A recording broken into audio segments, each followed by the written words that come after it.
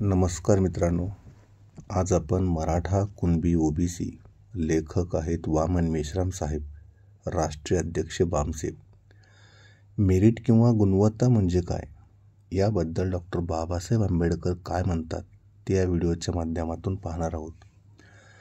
बाबासाहेब आंबेडकरांचे मेरिट अर्थात गुणवत्तेबद्दल काय मत होते. बाबासाहेब म्हणत होते, मेरिट अथवा गुणवत्ता या नावाचा कोणताच गुण नाही. पहिला कार्यक्षमता गुण आहे, दुसरा आहे इमानदारी गुण आणि तिसरा आहे बुद्धिगुण. या तीन गोष्टी जर एकत्र आल्या आणि त्याला संधी मिळाली, त्याचे प्रशिक्षण झाले तर मेरिट अर्थात गुणवत्ता निर्माण होऊ शकेल. पुढे आंबेडकर म्हणतात, युरेशियन ब्राह्मण हा कार्यक्षम आहे, 2 तो बुद्धिमान सुद्धा आहे आणि तिसरा तो इमानदारी आहे. परंतु तो आमचा प्रतिनिधी नाही, कारण वरील तीनही गोष्टीचा तो केवळ स्वजातीच्या कल्याणासाठी उपयोग करतो. म्हणून तर बाबासाहेब म्हणतात, ब्राह्मणों ने अभी तक एक भी वॉल्टेयर पैदा नहीं किया. डॉक्टर आंबेडकर म्हणतात, युरेशियन ब्राह्मण केवळ स्वजातीसाठी इमानदार आहेत, तो आमच्याशी कधीही इमानदार नाही. याबद्दल पुरावा देताना बाबासाहेब म्हणतात, ब्राह्मण रामाची ही पूजा करतो जो क्षत्रिय आहे, आणि ब्राह्मण परशुरामाची ही पूजा करतो ज्याने 21 वेळा ही पृथ्वी निक्षत्रिय केली. ब्राह्मण सरस्वतीची ही पूजा करतो जी अहिंसक आहे. ब्राह्मण कालीमातेची ही पूजा करतो जिला आपण बळी देतो. ब्राह्मण हाजी मलंगाच्या दर्ग्यावरचाही पुजारी बनतो जो मुसलमान आहे. तो विष्णूची ही पूजा करतो जो ब्राह्मण आहे. ब्राह्मण बोधगयामध्ये बुद्धाचाही पुजारी बनतो जो वर्णव्यवस्थेला मान्यता देत नाही. ब्राह्मण विष्णूची ही पूजा करतो जो वर्णव्यवस्थेला मान्यता देतो. याचा अर्थ युरेशियन ब्राह्मण बिलकुल इमानदार नाही, प्रामाणिक नाही, तो एक नंबरचा बदमाश आहे. तो सरड्याप्रमाणे रंग बदलतो, जसे वारे फिरेल तशी पाठ फिरवितो, जशी वेळ येईल तसे वागतो. तो नेहमी परिस्थितीनुसार वागतो. माननीय हरिभाऊ नरके ज्येष्ठ विचारवंत मेरिट किंवा गुणवत्तेबद्दल म्हणतात, क्षमता अधिक संधी अधिक प्रशिक्षण बरोबर गुणवत्ता होय. हरिभाऊ नरकेंनी नापासांची लांब लचक यादी दिली आहे. या नापास लोकांच्या बाबतीत हरिभाऊ नरके प्रश्न विचारतात, का या नापास लोकांत मेरिट नाही का गुणवत्ता नाही. यात पहिला नंबर आहे मोहनदास करमचंद गांधी, जे मॅट्रिकला 4 वेळा नापास झाले. मारुतीराव कन्नमवार, माजी मुख्यमंत्री महाराष्ट्र राज्य, जे अंगठे बहाद्दर होते. इंदिरा गांधी ऑक्सफोर्ड युनिव्हर्सिटीमध्ये एंट्रन्सला 3 वेळा नापास होते. केशुभाई पटेल गुजरातचे माजी मुख्यमंत्री, 4थी पास. वसंतदादा पाटील महाराष्ट्राचे मुख्यमंत्री, हेही 4थी पास. शरद पवार इयत्ता 11वीला जुनी मॅट्रिक, केवळ 35 गुण. विशेष म्हणजे त्यांना प्रत्येक विषयात केवळ 35च गुण होते. डॉक्टर APJ अब्दुल कलाम हेही नापास झाले होते. सुशीलकुमार शिंदे हेही नापास होते. JRD टाटा हे 4 वेळा नापास होते. बिल गेट, जे जगातील सर्वात श्रीमंत व्यक्ती आहेत, तेही अर्धवट कॉलेज सोडले. धीरूभाई अंबानी, बिर्ला, आईन्स्टाईन, न्यूटन आणि एडिसन हेही सर्व व्यक्ती नापास होते. काय वरील लोकांत मेरिट नव्हते, काय वरील लोकांत गुणवत्ता नव्हती. याचा अर्थ वरील लोकांत मेरिट होते, गुणवत्ता होती, म्हणून तर ते वेगवेगळ्या क्षेत्रात चमकले, कारण त्यांना संधी मिळाली. राष्ट्रपिता ज्योतिराव फुले फक्त 7वी पर्यंत शिकले. राष्ट्रसंत गाडगेबाबा एकही दिवस शाळेत गेले नव्हते. कर्मवीर भाऊराव पाटील इयत्ता 6वीला 3 वेळा नापास झाले होते. साहित्य सम्राट अण्णाभाऊ साठे फक्त एकदाच शाळेत गेले. काय आज एकतरी PhD वाला यांच्या तोडीचा आहे का? याचे उत्तर नाही असेच द्यावे लागेल. याचा अर्थ शिक्षणाचा आणि मेरिट अर्थात गुणवत्तेचा काडी मात्रही संबंध नाही. दिनांक 10 एप्रिल 2008चा गुणवत्तेविषयी सर्वोच्च न्यायालयाचा निकाल आहे. संधी अधिक क्षमता बरोबर गुणवत्ता. हरिभाऊ नरके मतानुसार वाटप कसे करावे? आदर्श वाटप कसे असावे? समजा एका कुटुंबात 4 मुले आहेत. पहिला कलेक्टर आहे, दुसरा डॉक्टर आहे, तिसरा इंजिनियर आहे आणि चौथा अडाणी शेतकरी आहे. या कुटुंबातील घरातील संपत्तीचे वाटप कसे करायला हवे? कलेक्टरची सर्वात जास्त लायकी म्हणून त्याला सर्वात जास्त जमीन, भांडी, इतर चीज वस्तू देणार की कमजोर आहेत त्याला देणार? लायकीवर वाटप करणार की हुशारीप्रमाणे, मेरिटप्रमाणे वाटप करणार? याचा अर्थ आम्हाला येथे मेरिट किंवा गुणवत्ता किंवा हुशारी किंवा लायकी पाहून चालणार नाही. तर जो दुबळा आहे, कमजोर आहे, अशक्त आहे त्यालाच जास्त वाटा द्यावा लागेल. मार्क्स किंवा गुण कसे वाढतात? सुशिक्षित कुटुंब, पैसा, शिक्षण, वातावरण, संस्कार, मित्र, सुविधा, वारसा यामुळे मार्क्स, गुण वाढत असतात. हजारो वर्ष ज्यांना शिक्षण, सत्ता, संपत्तीपासून वंचित ठेवले होते, तेही जाणीवपूर्वक वंचित ठेवले होते, त्यांना मेरिट लावतात. कोण? ज्यांना हजारो वर्षापासून शिक्षण, सत्ता, संपत्ती आणि सर्व मानवी अधिकार बिनबोभाटपणे मिळत आहेत. ते खरे तर हजारो वर्ष ज्यांना स्वतःची प्रगती करून घेण्यासाठी सर्व संधी उपलब्ध होत्या, ते आजही गरीब असतील तर त्यात इतरांचा काय दोष? खरे तर तेच अव्वल दर्जाचे नालायक असले पाहिजेत. हजारो वर्षापासून संधी असून जर ते अद्यापही मागास असतील, गरीब असतील, त्यांच्यासारखे नालायक तेच आहेत. युरेशियन ब्राह्मण स्वतःला फारच बुद्धिमान, फारच कार्यक्षम, फारच मेरिटवाले समजतात. त्यांना वाटते आमच्याकडेच मेरिट आहे, ते इतरांकडे नाही. असे असेल तर खालील प्रश्नांची उत्तरे त्यांनी द्यावीत व आपले मेरिट, आपली गुणवत्ता सिद्ध करावी. भारतामध्ये सत्तेचे हस्तांतरण होण्याअगोदर म्हणजे 15 ऑगस्ट 1947 पूर्वी, संविधान लागू होण्यापूर्वी संपूर्ण भारताची व्यवस्था युरेशियन ब्राह्मणांच्या ताब्यात होती. तेच भारताचे कर्ते करविता होते. मग असे असताना शक, कुशाण, हूण, डच, पोर्तुगीज, मोगल, इंग्रज भारतात कसे आले? त्यांनी भारतावर कसे राज्य केले? कोणीही या आणि राज्य करा अशी आमची अवस्था का झाली? युरेशियन ब्राह्मणांनी भारत सोडून कोणावरच राज्य केल्याचा, सत्ता गाजविल्याचा इतिहास नाही. उलट युरेशियन ब्राह्मणांच्या नाकर्तेपणामुळेच भारतात विदेशी लोक आले, मन मानेल तसे राज्य केले आणि विशेष म्हणजे वरील सर्व विदेशी आक्रमणकारी लोकांना युरेशियन ब्राह्मणांनी सहकार्य केले. युरेशियन ब्राह्मण राशीगृहावरून संपूर्ण भारतातील मूलनिवासी लोकांचे भविष्य पाहतात व दक्षिणा उपटतात. काय भारतवरील परकीय आक्रमणामुळे गुलाम होणार आहे? याचे राशीगृहावरून भविष्य का नाही पाहिले? याचे समाधानकारक उत्तर एकही युरेशियन ब्राह्मण आज द्यायला तयार नाही. भारतामध्ये सत्तेचे हस्तांतरण झाल्यानंतर म्हणजे विदेशी इंग्रजांनी विदेशी युरेशियन ब्राह्मणांच्या हातात सत्ता सोपवल्यानंतर, भारतात संविधान लागू झाल्यानंतर भारताची संपूर्ण सत्ता युरेशियन ब्राह्मणाकडेच होती आहे. विधानसभा, विधान परिषद, लोकसभा आणि राज्यसभा तथा सचिवालय आणि न्यायालय, प्रसार प्रचार माध्यमे या सर्वांवर युरेशियन ब्राह्मणांचा एकछत्री अंमल आहे.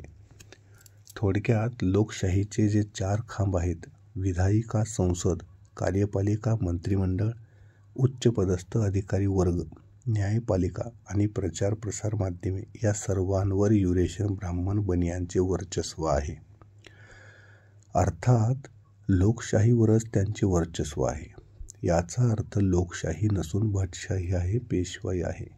हे लोकतंत्र नसून ब्राह्मण बनिया तंत्र आहे. असे असताना सुद्धा म्हणजेच युरेशियन ब्राह्मण बनियांच्याच हातात अनियंत्रित सत्ता असताना भारतात दंगली, जाळपोळ, बॉम्बस्फोट का होतात?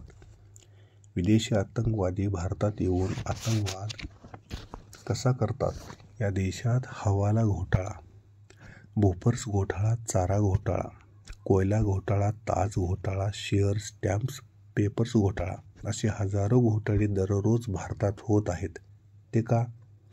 भारतात आपल्या देशाचा सर्वात वरचा क्रमांक आहे. तो का? खून, माऱ्यामऱ्या, दरोडे, जाळपोळ, लुटालूट, बलात्कार हे तर नित्याचे झाले आहे. असे का? युरेशियन ब्राह्मण बनियांच्या हातात अनियंत्रित सत्ता असून हे असे होत आहे. मग कुठे गेली युरेशियन ब्राह्मणांची मेरिट? कुठे गेली त्यांची गुणवत्ता? मूल निवासी बळीराजाच्या काळात सोन्याचा धूर निघत होता. आता बॉम्बस्फोट झाल्यावर, जाळपोळीत घरेदारे जाळल्यावर धूर निघत आहे. देशाची मिलिटरी सैन्य देशाचे रक्षण करण्यासाठी आहे. अर्थात सैनिक हे आमचे रक्षक आहेत. तेच भारतात बॉम्बस्फोट घडवून आणून भक्षक बनत आहेत. भारताबाहेरील शत्रूवर बॉम्ब टाकण्यासाठी त्यांना सैनिक म्हणून ठेवले आहे. ते भारतात आपल्याच लोकांचा बॉम्बस्फोट करून जीव घेत आहेत. काही त्यांची मेरिट आहे, काही त्यांची गुणवत्ता आहे. यावर मूलनिवासी लोकांनी गंभीर होऊन विचार करायला हवा. भारतात सत्तांतर झाल्यानंतर, अर्थात विदेशी इंग्रजांनी विदेशी युरेशियन ब्राह्मणांच्या हातात सत्ता सोपविल्यानंतर, भारतात संविधान लागू झाल्यानंतर सरकारी उद्योगधंदे आणि सार्वजनिक उद्योगधंद्यामध्ये सर्व वरच्या दर्जाचे अधिकारी केवळ ब्राह्मण बनियाच होते. मग तेच सरकारी व सार्वजनिक क्षेत्रातील उद्योगधंदे तोट्यात का आले? तुमच्यात फार मेरिट आहे, तुम्ही फारच गुणवान आहात, तर मग सरकारी सार्वजनिक क्षेत्रातील उद्योगधंदे तोट्यात का आले? सरकारी आणि सार्वजनिक क्षेत्रातील उद्योगधंद्यांचे खाजगीकरण का सुरू केले? संविधानाने समाजवाद स्वीकारला आहे, खाजगीकरण नव्हे. भारतातील संपूर्ण व्यवस्था युरेशियन ब्राह्मण बनियाकडे असताना देखील आज भारतात 83 कोटी लोक भूकबळीच्या शिखरावर आहेत. 83 कोटी लोकांचे दरडोई उत्पन्न केवळ 20 रुपये एवढे आहे. आज भारतात 27 कोटी लोकांचे दरडोई उत्पन्न केवळ 11 रुपये आहे. आज भारतात 24 कोटी लोकांना फक्त एक वेळेचे जेवण मिळते, दुसऱ्या वेळेचे जेवण मिळत नाही. आज भारतात 21 कोटी लोकांना दोन्ही वेळचे जेवण मिळण्याची हमी नाही, शक्यता नाही. आज भारतात 5,000 बालके शुद्ध पाणी प्यायला मिळत नाही म्हणून मरतात. आज भारतात 65% लोकांना या देशाला संविधान आहे याची कल्पनासुद्धा नाही. आज भारतात 7.5 कोटी बालके गिरणी कामगार आहेत, ज्यांचे हसण्याचे, खेळण्याचे व शिकण्याचे वय आहे. आज भारतात 12.5 कोटी युवक आणि युवती बेरोजगार आहेत. आज भारतात गेल्या 10 वर्षात जवळजवळ 1,82,000 शेतकऱ्यांनी आत्महत्या केल्या आहेत. गेल्या 2 वर्षात जवळजवळ 16,632 शेतकऱ्यांनी आत्महत्या केल्या आहेत.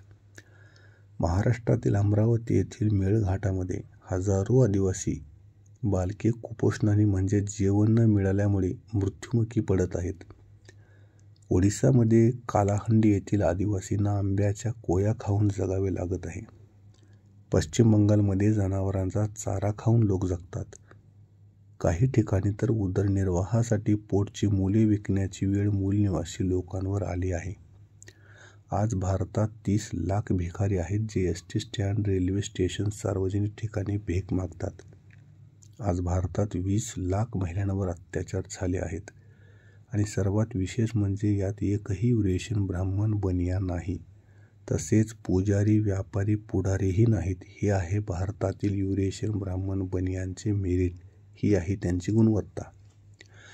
विश्वरत्न महामानव बाबासाहेब आंबेडकर म्हणतात, बुद्धी हे दुधारी शस्त्र आहे, तलवार आहे. याचा अर्थ तुम्ही तुमच्या बुद्धीच्या सहाय्याने समाजाचे कल्याण करू शकता, प्रगती करू शकता. केव्हा? जर समाजाप्रती इमानदार असाल तर. परंतु जर तुम्ही समाजाप्रती इमानदार नसाल, म्हणजे बेईमान असाल, तर तुम्ही तुमच्या बुद्धीच्या सहाय्याने समाजाचे वाटोळेही करू शकता, सत्यानाशी करू शकता. युरेशियन ब्राह्मण बुद्धिमान होते परंतु इमानदार नव्हते, म्हणून त्यांनी धर्मग्रंथ लिहून आम्हाला सर्व हक्क अधिकारांपासून वंचित ठेवले, अर्थात गुलाम केले. ज्योतिराव फुले, शाहू महाराज व आंबेडकर हे सर्व बुद्धिमान होते. त्यांनी त्यांच्या बुद्धीच्या सहाय्याने समाजाचे लोककल्याण केले, त्यांना गुलामीतून मुक्त केले, त्यांना सर्व अधिकार बहाल केले, स्वतंत्र केले. कोणामध्ये मेरिट आहे, कोण बुद्धिमान आहे, हे वाचकानेच ठरवावे. युरेशियन ब्राह्मण बुद्धिमान कसे हे पाहू. युरेशियन ब्राह्मणांनी दुसऱ्याला अडाणी, अशिक्षित, निरक्षर ठेवले. आणि स्वतः मात्र शिकले. यासाठी त्यांनी धर्मग्रंथाचा सहारा घेतला. याचा अर्थ त्यांनी मूल निवासींना जाणीवपूर्वक अडाणी ठेवले व स्वतः मात्र शिकले म्हणून बुद्धिमान झाले. खरे तर याला चालाकी म्हणतात, हुशारी किंवा बुद्धिमत्ता किंवा विद्वत्ता नव्हे. जर पूर्वीपासून सर्वांनाच शिक्षणाची समान संधी असती तर केवळ ब्राह्मण बुद्धिमान आणि मूलनिवासी अडाणी राहिला नसता. जसे कुस्तीच्या आखाड्यामध्ये एक पैलवान उतरतो, त्याला कोणी जोडी नसतो व तो स्वतःच बिनजोड असा ओरडत असतो. अशी गत युरेशियन ब्राह्मणांची आहे. त्याने जाणीवपूर्वक इतरांना शिकू दिले नाही. तो स्वतःच शिकला आणि हुशार आहे, मी बुद्धिमान आहे, माझ्याकडे मेरिट आहे अशा वल्गना करू लागला. परंतु ज्यावेळी भारतीय संविधानानुसार येथील मूलनिवासी लोकांना शिकण्याचा मूलभूत अधिकार प्राप्त झाला, समस्त मूलनिवासी शिकू लागले, तेव्हा युरेशियन ब्राह्मणांच्या पोटात गोळा उठला. मेरिट आणि गुणवत्तेच्या नावाने बोंबा मारू लागले. आज इयत्ता 10वी व 12वी किंवा अन्य परीक्षेत SC, ST, OBC, CTचे मेरिट पहा म्हणजे लक्षात येईल. कारण मूलनिवासी विद्यार्थी त्यांना स्पर्धक ठरू लागले आहेत. म्हणून त्यांच्यापुढे entrance, set, net, MPhil, PhD यासारखे अडथळे निर्माण करायला सुरुवात केली. यात सारांश आहे, युरेशियन ब्राह्मण हुशार नाही तर तो केवळ चालाक आहे, बस एवढेच. आणि आम्ही मूलनिवासी त्यांच्या चालाखीला हुशारी, विद्वत्ता, मेरिट व गुणवत्ता म्हणतो. युरेशियन ब्राह्मणांना हुशार मानणे किंवा स्वतःला मूर्ख किंवा गधा मानण्यासारखे आहे. हे मूलनिवासी बहुजनांनी पक्के लक्षात ठेवावे. युरेशियन ब्राह्मण हुशार बिलकुल नाही, ते चालाक आहेत, षड्यंत्रकारी आहेत, ते आम्ही लक्षात ठेवले पाहिजे. मेरिट किंवा गुणवत्तेच्या गप्पा मारणाऱ्या युरेशियन ब्राह्मणांचा छुपा बाम निघावा. पूर्वी म्हणजे इंग्रजांच्या काळात ICS नावाची परीक्षा होती. सदर परीक्षा इंग्लंडमध्ये व्हायची. ICS म्हणजे इंडियन सिव्हिल सर्व्हिस अर्थात भारतीय मुलकी सेवा. ही परीक्षा पास झाल्यानंतर प्रशासनातील उच्च अधिकारी होता येत होते. त्या काळी सदर परीक्षा उत्तीर्ण होण्यासाठी कमीत कमी 50 गुणांची आवश्यकता असायची. त्यावेळी युरेशियन ब्राह्मणांना ही परीक्षा पास होणे फारच कठीण जात होते. त्यांना 50 गुण देखील मिळत नव्हते.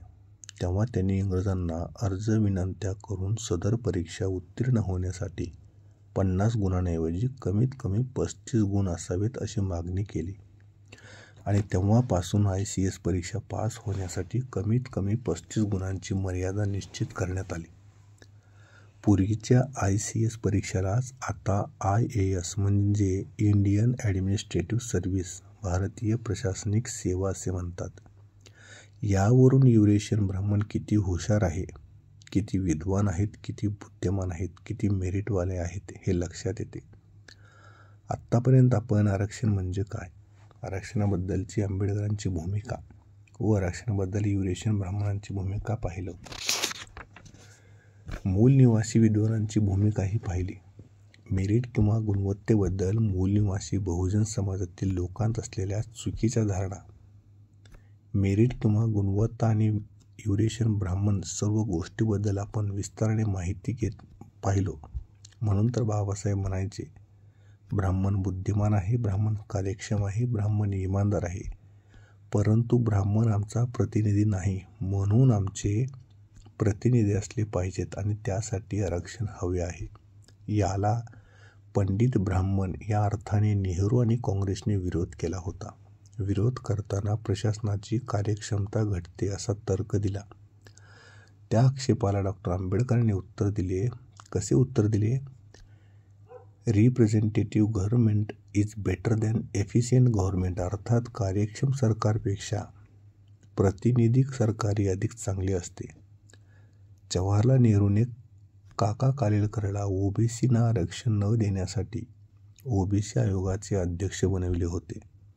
त्यानंतर बापट आणि सराफांना मराठा कुणब्यांना आरक्षण न देण्यासाठी अध्यक्ष बनवले होते. सर्वोच्च न्यायालयाचे भूतपूर्व न्यायाधीश PV सावंत यांना का नाही बनवले? ते तर मराठा कुणबी आहेत.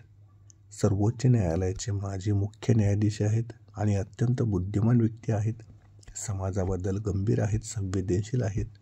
काय सराफ आणि बापट न्यायमूर्ती सावंतपेक्षा जास्त बुद्धिमान होते का? काही विलासराव आणि अशोकरावांना माहीत नाही? माहीत आहे, पण करणार काय? कारण त्यांच्या हातात काहीच नाही. जे काही आहे ते त्यांच्या हायकमांडकडे आहे. डॉक्टर आंबेडकर आरक्षणाला reservation is share in power असे म्हणतात. जर आरक्षण भीक आहे, कुबड्या आहेत, तर मग युरेशियन ब्राह्मण आरक्षणाला विरोध का करतात?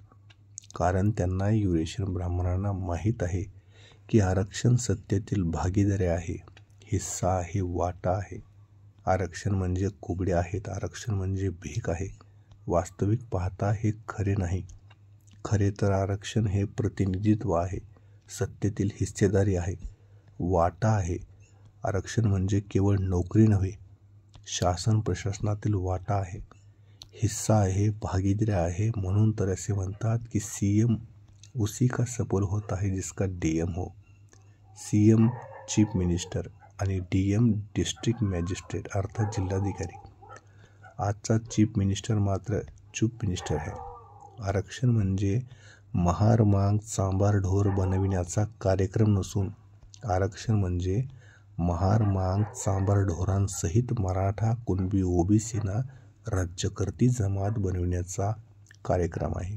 धन्यवाद.